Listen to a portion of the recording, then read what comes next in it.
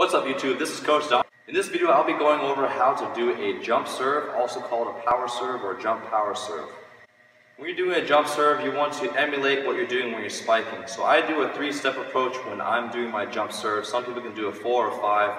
As long as your last 3 steps are consistent, you can have as many steps as you want. But the 3-step approach is the easiest to time, which is why I like that type of approach. You can choose whether you want to toss with your left hand, both hands, or your right hand. Michael Christensen is one of the rare jump servers where he does toss with his left hand. He's able to have just as effective jump serve as anybody else. So it really is about personal preference. The reason why some people choose to toss with one hand is because it allows me to flick my wrist to give me free top spin. So when I serve, it will definitely drop and I can hit the ball harder without having to worry about hitting it out. Some people toss with 2 hands because it has less spin, but also allows the serve to drive a little deeper. So it's like a very fast hybrid serve. Regardless of whether you like to toss it with your left arm, both arms, or your right arm, the principles are still the same. You want to toss it high enough and in front for you to attack the ball like a spike. You also want to bring your arms down immediately as soon as you toss it. And you want to broad jump a little bit to get extra power when you're jump serving.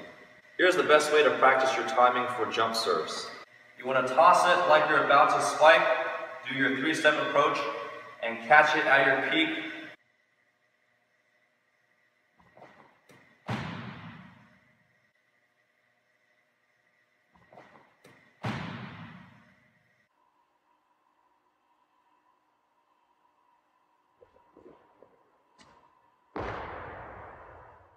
When you're tossing the ball, it helps if you point forward and up at the same time. If you only point up, it's going to go behind you, you're going to run past the ball. If you only point forward, then you're going to toss the ball too far forward, you're going to broad jump and foot fault. There are 2 thoughts on tossing in terms of timing. Some people like to separate their toss and their approach, so they'll toss very high first, and they'll accelerate to the ball. Second type of tossing is you toss it a little bit lower and you toss and step at the same time, almost as if you're rushing yourself. And the reason why some people do one or the other is if you do a high toss, you can exert a lot of power into it because there's a lot of speed coming from the ball as it's falling from a higher height, and it allows you just to accelerate and attack the ball. Other people who toss it a little bit lower, like they're rushing themselves, it allows them to have a little bit flatter type of jump serve, which is harder to pass, because if it doesn't drop with the right top spin, it will catch you a little bit higher. So I'll demonstrate both of those for you.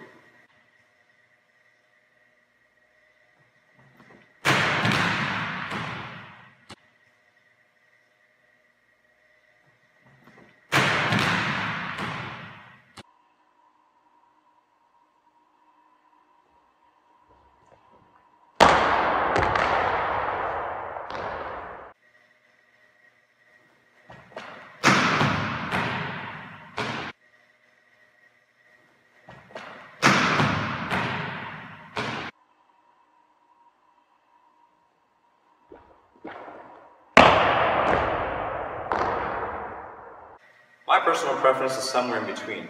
I do like to toss and step at the same time, but I will toss it a little bit higher than the second one because I do want my body to explode into the ball and accelerate because I want to emphasize more of the power versus the driviness of the ball. So this is what my jump serve looks like.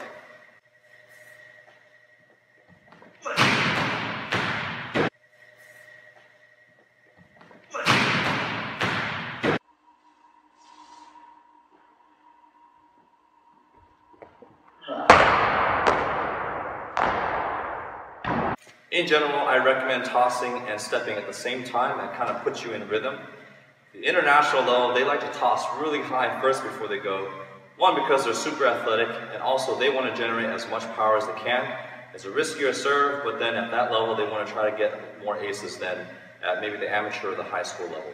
A couple common mistakes that I see when people are jump serving is when they jump serve, they tend to overrun the ball, or they forget to open up like they would for a spike. So they end up generating a lot of power with their back here. So you don't want to change anything about your footwork. Your footwork is exactly the same as your spiking footwork. So the same thing when you're spiking and when you're jump serving, it has to be the same thing.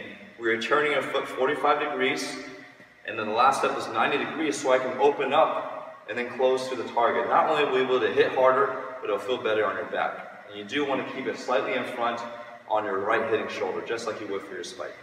One thing that helps me jump serve consistently and pretty tough is I try to aim for the second red or the third white of the antenna. And if you don't know what I'm talking about, please watch my float serve video up here and we talk about where that is relative to the net. I like to aim for that spot because it allows the serve to be as flat as possible so it can drop.